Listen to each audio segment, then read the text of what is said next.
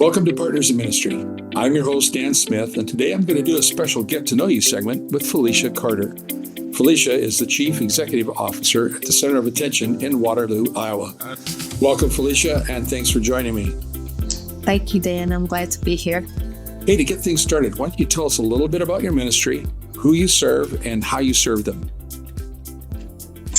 Okay, so my ministry is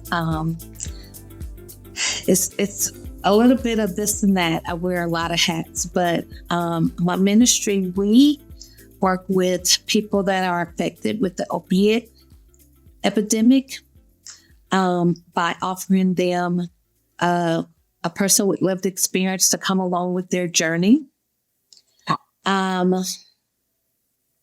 So in that ministry, we have recovery support services, peer recovery in the form of a peer recovery coach. And we also do recovery support services like transportation or clothing and hygiene resources, just helping people, reclaim their life and instill some hope back into them so our community can thrive and be a better place to live. Neat to see the continuation that God is doing through your ministry from what was started there years ago, back when we did residential treatment programs. So it's very cool to watch how God has carried that on. So what's your role there at the ministry, and what brings you the greatest joy or sense of fulfillment? So my role is, like you said, I am the chief director, but I have my hands in everything. I write grants, and then I also present to just different organizations to come along and, form a collaboration where individuals can get their needs met in a non-judgmental space. So, but, I do case management. I'm a peer recovery coach. I pretty much practically live at the Women's Center and just, patiently awaiting until we can expand those services on campus. Sure. Yeah. And what about the things that you do that bring you the most joy or sense of fulfillment? The thing that brings me the most joy is, and I might get a little teary-eyed, just being obedient to, what God put in front of me. That brings me the most joy. That makes me feel like I'm living abundant life. It isn't about, me. It's about God placing me in this position on this campus. And like you said, in 2016, I moved to Quakerdale campus. And, I was in awe of, the campus itself, and then just, being obedient and faithful to his word. He's just like blessed, the community. And I would say the community, he blessed me, and through blessing me, the community is going to get blessed. So that's what brings me joy, that, I look at the campus, once, we get it renovated, and to expand the services, that this is going to be the recovery capital of Waterloo, Iowa. Peace. That's great. Yeah. Well, I know there's a lot of stories you could share with them. Why don't you pick one that kind of shows how God works through both you as well as the ministry? I want to touch on how, last year around this time, Rob, the director of Quakerdale, reached out to everybody on campus and said, that the board, decided to sell the campus. And as people were coming in touring, my faith wavered, Dan. And so I finally around June was like, okay, because, I was kind of overwhelmed, and wondered, where is this funding is going to come from? So I wrote out a 10-year plan, sent it in to Rob, and about 2 weeks later, I get a call from IHH, that is Iowa Health and Human Services, and they said, we want to come out because we recognize, the work that you do on that campus, and we want to see if we can help you purchase. They didn't say the campus, they said a building. So to remove some of the barriers. And so they came out and we viewed the campus, and they were in awe about, this is a 6-building campus, and my vision, I shared with them my vision. And then, a week later, 2 weeks later, there was a check in the mail for me to purchase the campus. So, I think about, it's not always in Felicia Carter's timing, but if I can just, God is faithful to his word. And I didn't know how. 35 years ago, when, I decided to turn my life to Christ, I didn't know that every step of the way, he was forming me to do the work that he has me to do. And so, I still, pinch myself, cause, I look over the campus and it's like, you're finally able to do, to birth that dream that was in your heart 35 years ago. Yeah. You know what? 35 years ago, if he'd have told you what he had in mind, I think you would have found the first ship to Joppa and out of there you can go. Yeah. I would have said, Yeah, yeah.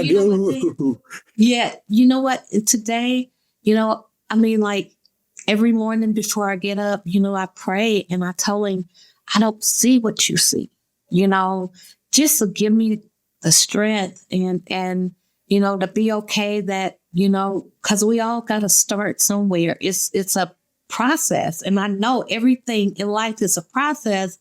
And so sometimes I get doubtful but you know what? There's always something when I get that way, something shows up in the form of, me knowing that this is the right thing to do. And I'm reminded because so many people, the lady at church yesterday, she said, do you remember me? And I was like, no. And she was like, of course not. You probably have so many people that you help. She said, but you instilled in me.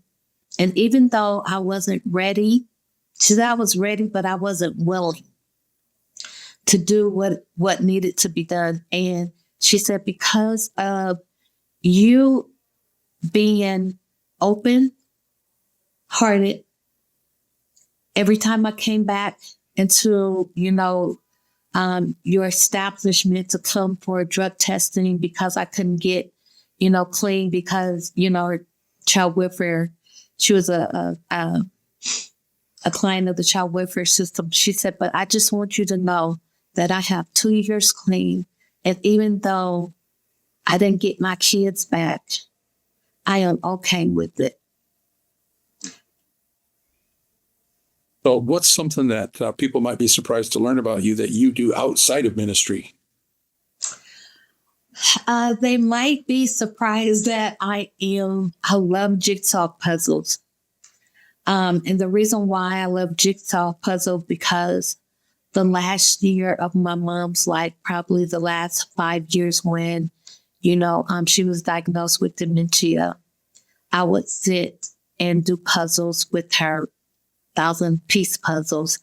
And still today, I do a 1,000-piece puzzle. I start around Thanksgiving where I can be still and remember some of the memories. And that's pretty much, probably my hobbies right now. Sure. But other than that, I like to go to I like to go get pampered, self-care, go get my nails or my toes done, a pedicure. Yeah, that's pretty much what Felicia does in her spare time. Yes. So, who has been somebody that's been very meaningful in your life personally, and how did they impact your life? I would have to go back to my mom. You know, she was my biggest cheerleader when I got clean over 35 years ago. She was the only one that believed in me. And she never questioned if I had to go to, those meetings, and so I really she did for me what I am doing for the women in the women's recovery resident. She gave me a safe place to live, but she did tell me that I was going to have chores and that I was going to help her pay rent, and I had a curfew. And if I used that, I would be the one leaving and not my kids. And so that inspired me to do what I'm doing with the women at the Women's Transitional House. What's a simple joy or a little thing that brightens up your day every day? I would say, first of all, being able to wake up. My pastor says, if you're not dead, God's not done. So a little joy also is the fact that, my 4 grown children still want to be around their mother. When I spend the night at the Women's Center, I could tell when they want to spend some time with me because they'll come find me. So that brings me joy that, my kids, which are between the ages of 26 and 41, still want to be around their mom. So that brings me a lot of joy. I can just imagine. Yeah, I can imagine. So what first drew you to the mission of the Quakerdale Foundation? So at the time, we were operating in the lower level of the church. And it's funny how, when God tells you to move and you be disobedient, things start to happen. So it was just a little, miscommunication and confusion, and I didn't feel welcomed anymore. But I stayed for 2 years being miserable because they didn't see the vision that I saw. And I was working with children at risk to engage in risky behavior in their parents. And we really outgrew the place. And so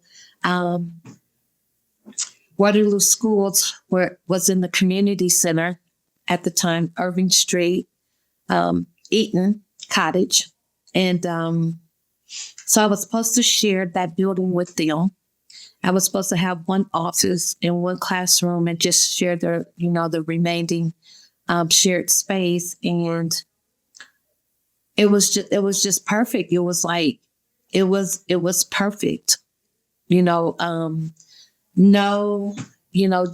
judgments because there was nobody there. They were there before, I arrived. But as soon as, maybe a week later, Quakerdale decided to, close the campus. And so that's when the vision grew. I was the only one on the campus at the time. And you know what, Dean? I took, because I wanted Quakerdale to know that, I took pride in being on their campus. I would go to all the buildings and make sure different lights were on at the end of the day to keep, the crime or the vandalism low. And so I became connected with this campus just by going and making sure things were, in order and nobody was, like I said, vandalizing or trying to get in the place. Yeah, little did you know that you're actually taking care of your future. I know. As you look down into the future, 5 years from now, where would you like to see the relationship between Quakerdale and your ministry? How would you like to see us working together? You know, I give great credit, and I believe that Quakerdale was such a blessing, and I hope that they continue, to be a partner of mine. When we do start renovating, they asked if they could put a plaque up, and me and my daughter was thinking about, leaving, putting Quakerdale in, like, even if we say, the recovery capital of Waterloo, putting, something about, like, Sure. on the old Quakerdale campus.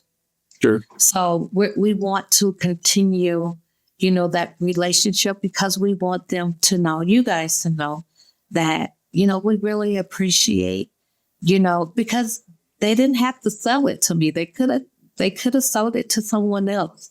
And so I truly believe over the years that they believed, in me, and what, the leadership that, I've been over the years, the leader that I've been over the years, that they entrusted me.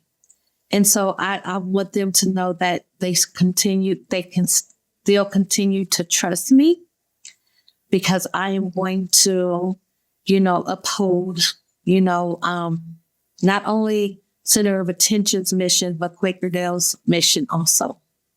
I truly believe that they help me see, that in order to do this work, that you have to be the hands, the heart, and the feet of Jesus. And so that has been instilled in me through, just realizing, what I'm here for. We're here to lead people, to God. And if, and it's not about, pushing it down their throats, but the acts of kindness. Yeah. Yeah. As a support network, what's one way we can pray for you this week? Just, there's hurdles. There's hurdles to climb. It hasn't been easy because, once I got here, like, just a month ago or 6 weeks ago, hell came. And just that, my heart can remain as pure as, thank you for that compliment when you prayed, because that's the heart that I want to continue to have. So just pray for, spiritual and emotional well-being. So I just really want to thank you for taking the time to join me today. It's just been great to get to know you a little bit better. It's been good to see you and talk to you again. Hey, if you got any questions, or if you'd like to learn more about the Center of Attention, you can see Felicia's contact information here on the screen. You can also find it in the show notes for this episode on our website, or in the description of this YouTube video. If you got some time, consider sending Felicia an email of encouragement. Let her know that you're thinking about her and praying for her. On behalf of the Center of Attention, Felicia Carter, and Partners in Ministry, I want to thank you for joining us today. And until next time, let's get out there and serve as Christ serves.